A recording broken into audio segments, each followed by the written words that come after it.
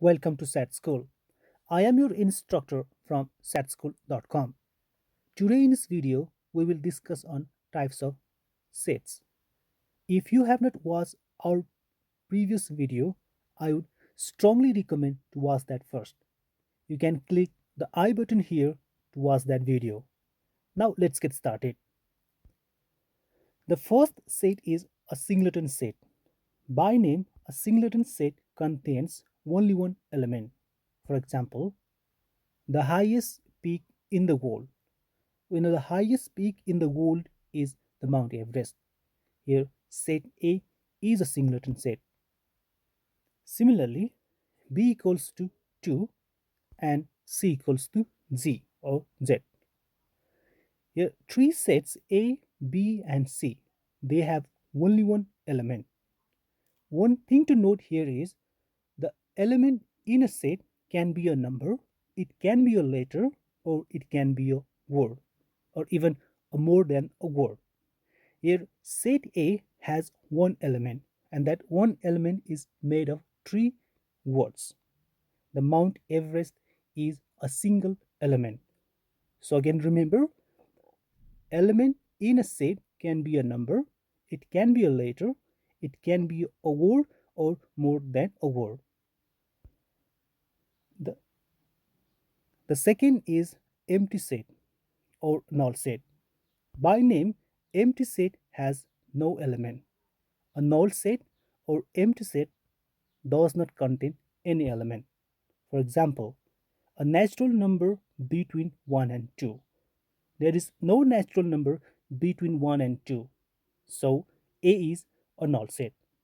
A null set is represented by a pair of curly brackets or parentheses without any element. Similarly, the Prime Minister in United States of America.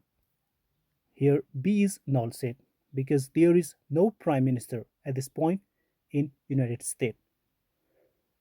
A null set or empty set can be represented by a special character like this. Here A is pi and B is pi. So that special character is pi. Here you can now represent a null set or empty set by a pair of curly parentheses without any element or by a special character like pi. The next is finite set.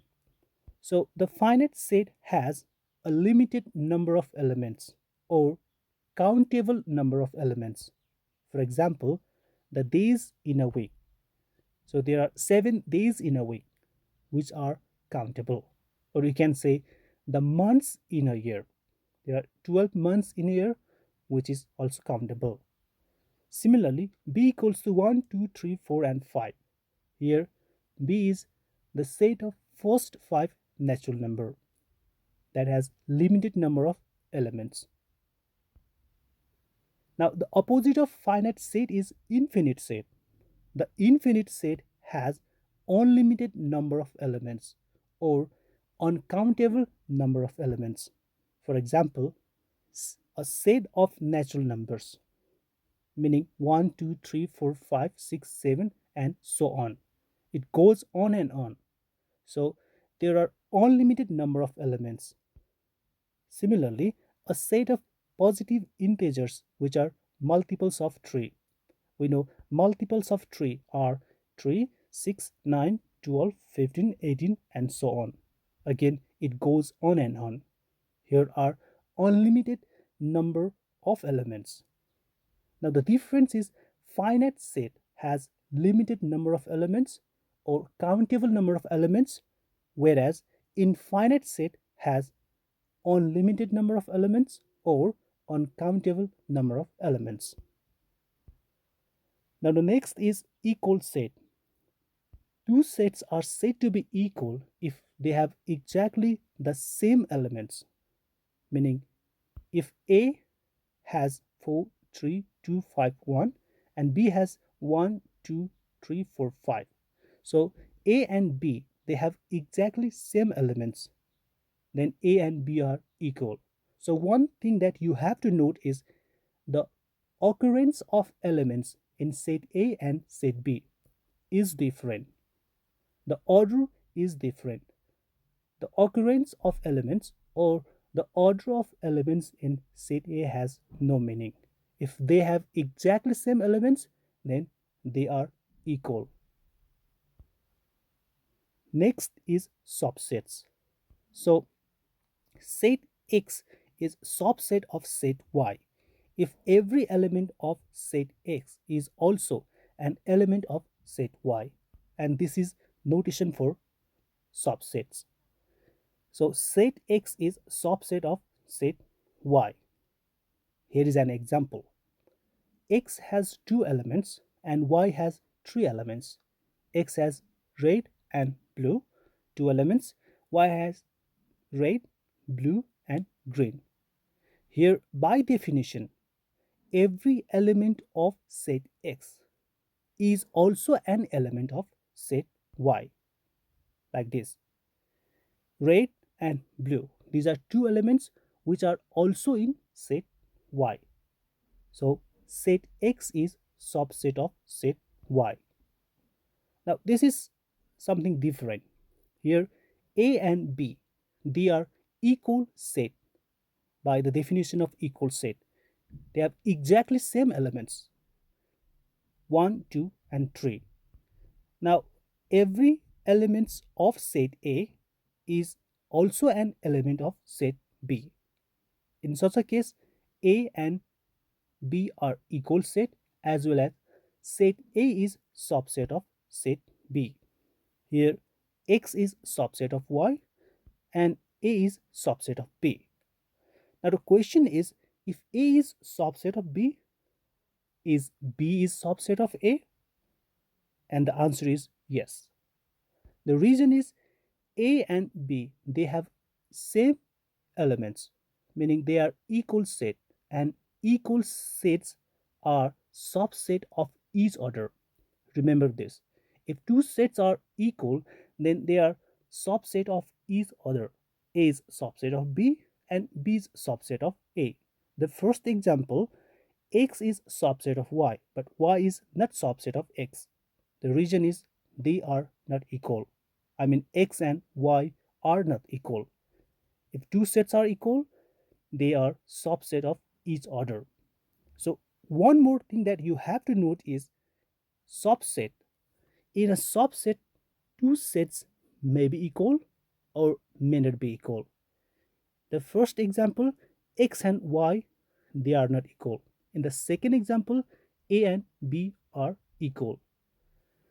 Again, if X and Y are equal, then you can say X is subset of Y, Y is subset of X. But in this case, X and Y are not equal, so X is only subset of Y. But in the second example, A and B, they are equal, that's why they are subset of each other. I repeat, subset may be equal or may not be equal. So here is one practice question. If X is set of all students in your school and Y is set of all students in your class, then what is the relation between X and Y? Think over it, write your answer. I'll be back in a minute.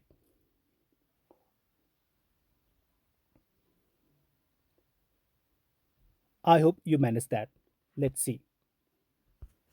Here, set X is bigger set and set Y is smaller set. You can say that because X is set of all students in your school and Y is set of all students in your class, meaning Y is smaller than X. Now, remember, the smaller set is subset of the bigger set. I mean, now Y is subset of X. If your answer is this, then you are right. So remember always, the smaller set is subset of bigger set. Next, we have proper subset. Set A is proper subset of set B. if every element of A is also in B, but A is not equals to B. Previous, we discussed subsets. They may be equal, may not be equal, but proper subsets are never equal. Here is a notation. So the notation for subset is like this. Set A is proper subset of set B. So here is an example of subset. A and B two equal sets. Now you can say A is subset of B and B is subset of A. Now this is example for proper subset. X and Y two sets.